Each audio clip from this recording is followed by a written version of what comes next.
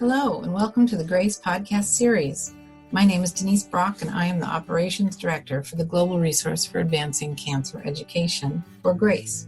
In this podcast series, we interview patients, advocates, and healthcare professionals to provide the most updated information for our community and to highlight important issues facing those dealing with a cancer diagnosis.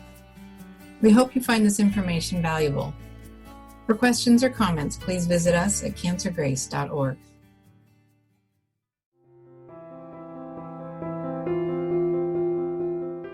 Let's turn to the case of a patient who is diagnosed with metastatic lung cancer, has a good performance status, not a lot of other medical problems, has an ALK rearrangement, and has a brain MRI done in their routine staging that shows 4 small and asymptomatic brain metastases. And this is not that rare. We find that patients with EGFR mutations, and especially those with ALK rearrangements, will have a pretty common scenario of brain involvement, and at some point, whether it's initial or over the course of their illness.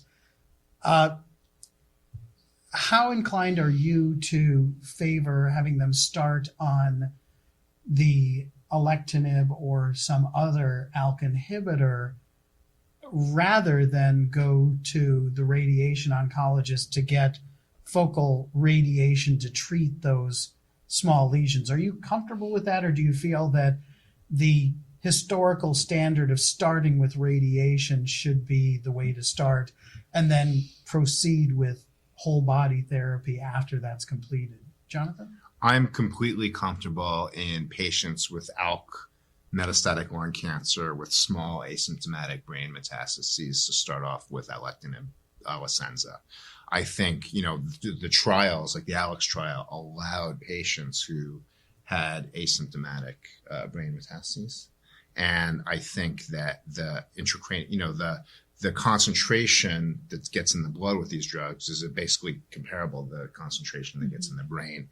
It's got great activity in the brain. That's one of the major reasons that patients derive this progression-free survival benefit, is its brain activity. So my practice in those patients is to start out with Alecensa and not do brain radiation. I often have them go see the radiation oncologist to kind of get established, get their input, kind of getting to know you. But I really disfavor brain radiation in that situation, and in particularly whole brain radiation therapy. They can get long-term neurocognitive side effects with whole brain radiation therapy. Now that patients, particularly with these oncogene-driven cancers like ALK, live years and years and years, you want to do it all possible to delay, especially whole brain radiation, to try to really avoid those neurocognitive side effects. Suki, do you have that same level of comfort? Yeah, I think if there are 4 very small brain metastases without any symptoms, absolutely. I, like Dr. Riess, also like to involve my radiation oncologist early, at least for a meet and greet, even if there's going to be no treatment offered at that time from a radiation standpoint. At least my patient has met with the radiation oncologist, knows who they are, knows kind of what they do. So if we ever need to use that in the future, that at least is not a total unknown.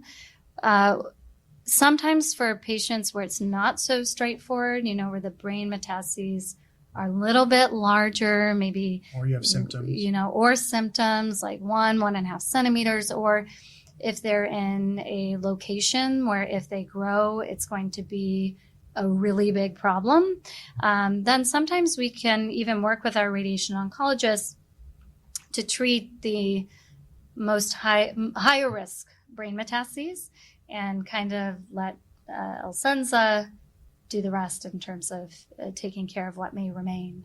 So I think that that's been a real change, that we have way more confidence in the ability of some of these newer targeted therapies, many of them directed against ALK, some for EGFR inhibitors, especially the newer ones like Tagrisso or osimertinib for those with EGFR mutations, to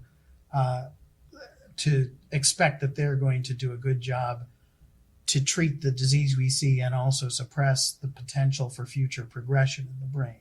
And absolutely. I think the reason why we feel so confident is because it's a nice, at least, from the most basic chemical structure of the drug, that they're looking to see that hopefully this particular drug is going to cross into the brain. Mhm. And it's also great to see, clinical trials that are allowing eligible patients to come on with untreated brain metastases. So we do feel confident when a drug like this gets approved in terms of how we manage our patients. It's instructive now that we have tools that can treat brain metastases. Yeah. We're studying that much more.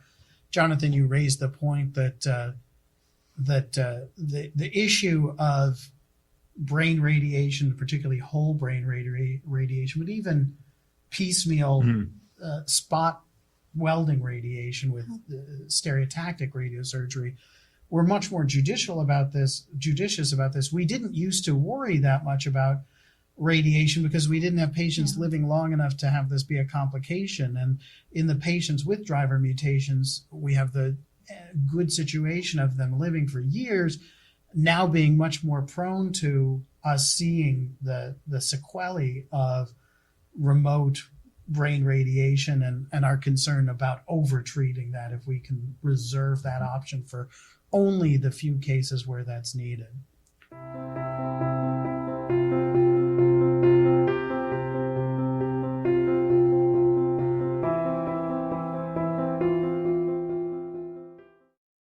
Thank you again for joining us. This podcast was made possible by the generosity of sponsorship from our friends at Lilly, Novartis, Takeda, AstraZeneca, and Exelixis. Please like and follow us on Facebook and Twitter. Send us feedback, share your story, donate and visit us for more information at cancergrace.org. Thank you for listening.